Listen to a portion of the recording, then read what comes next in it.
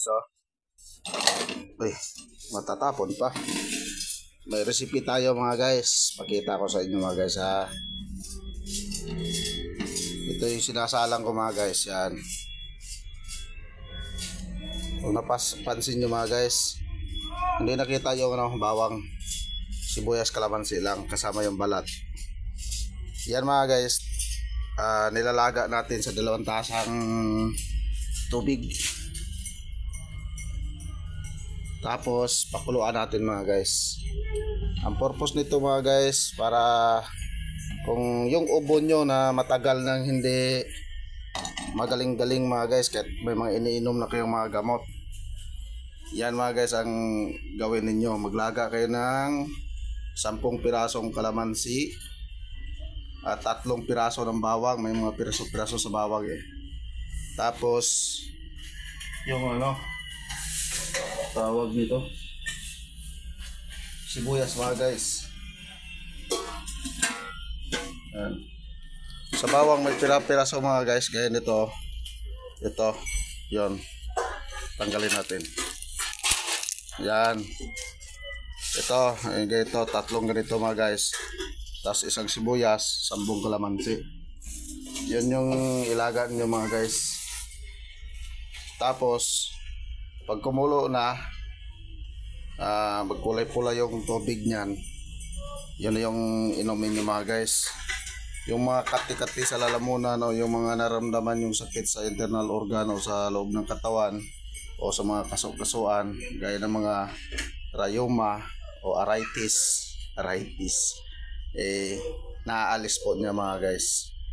Kaya yun yung mga guys yung mga may sipon kayo, may lagnat, masakit ang ulo, masakit ang balikat, masakit ang likod, balakang, mga binti nyo, mga braso, laga lang kayo nyan mga guys. Hatiin lang sa gitna yung kalamansi, pigain, pero isama ang balat niya sa paglaga, tsaka sibuyas at tsaka bawang. Yung bawang kasi lumubog kaya hindi natin makita. Takpan natin habang pinapakuluan natin mga guys. Yan siya mga guys simpleng gamutan sa mga nararamdamang sakit sa katawan. Nasa kusina lang mga guys. Kusina lang. Kaya nga ito yan nasa kusina lang. Sibuyas, bawang, kalamansi. Diba?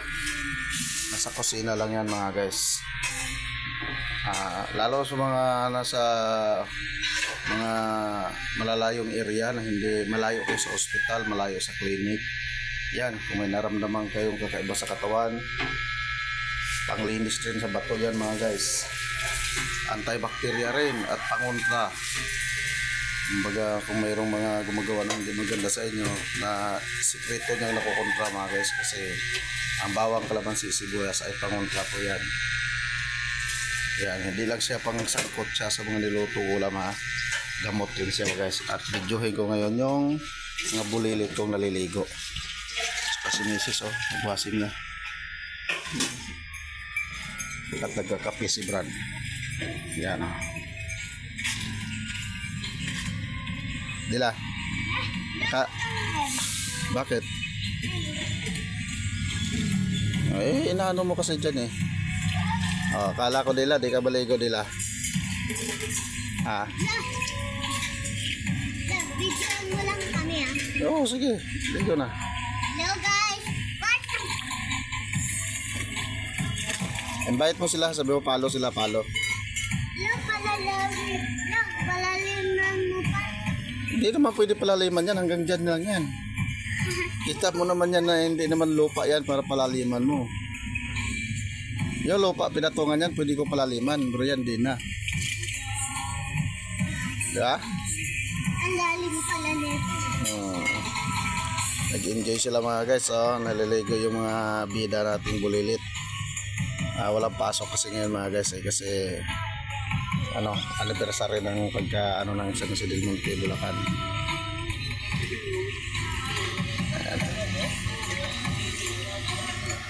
Nag-relax yung mga trapantiro guys. Bibisura. Pipila ng Egypt yun. Mapalaboy yan. Sa Tito Jim. Babi, yan. Namula na yung mata mo kakasisid ah. Yung mata mo, namula na kakasisid. Nakatulog si Araw, baho paghi dyan. Ano ba yun? Yung ano, pag sa ilalim, hindi pipikit. Ha? Tatanggal daw yung itim. Ito eh, sino sabi?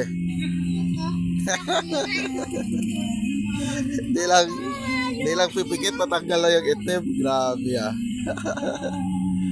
Ayan mga guys, enjoy yung mga bulilit natin mga guys. What's up?